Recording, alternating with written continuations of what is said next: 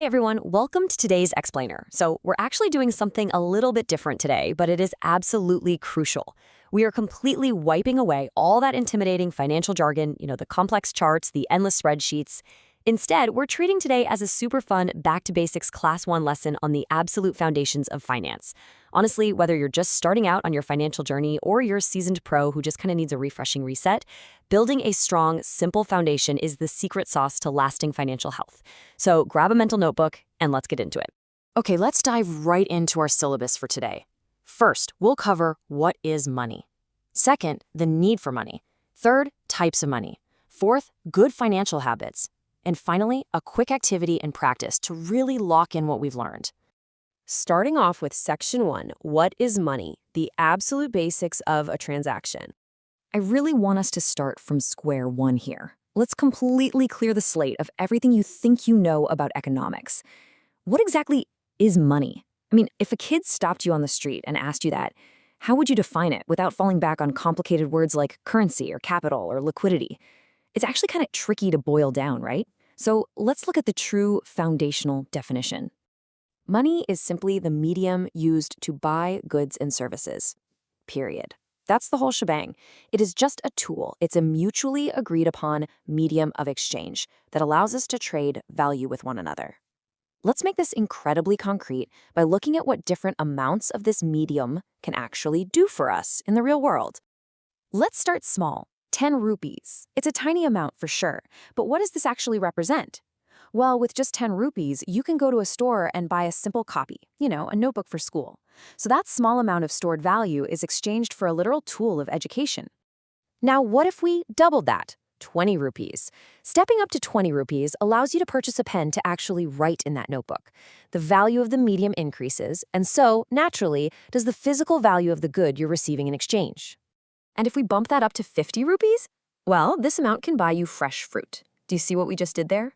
We took this highly abstract concept of money and we anchored it directly to relatable everyday items: a notebook, a pen, fruit. At the end of the day, money is literally just the bridge between you and the physical things you need.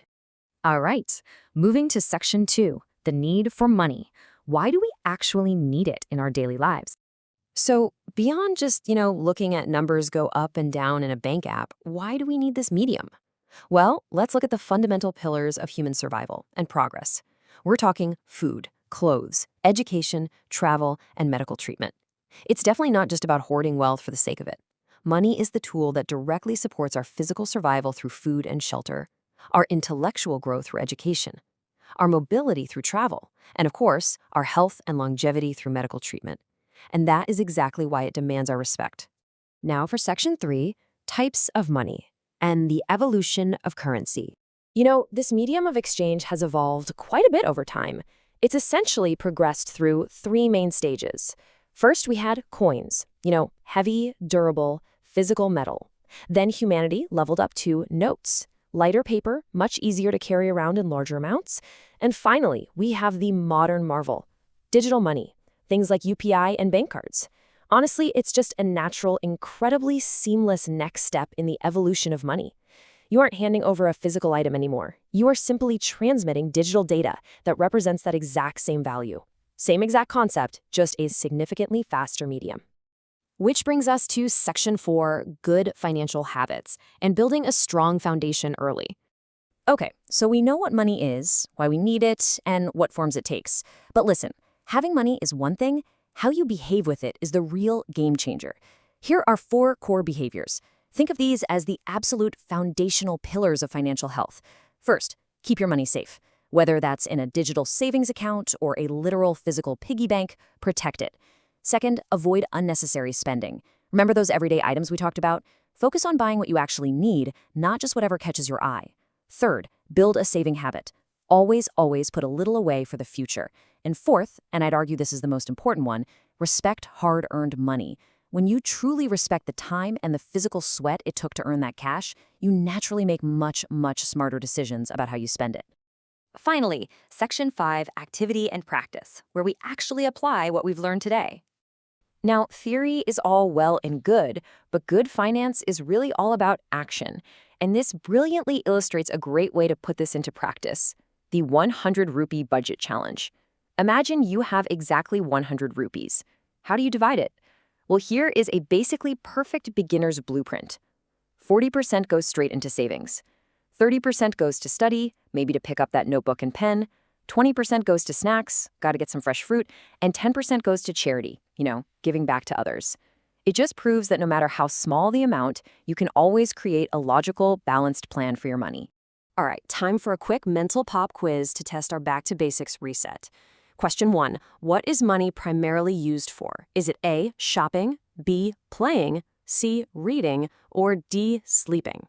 Think about it for a second. If you guessed A, you hit the nail right on the head.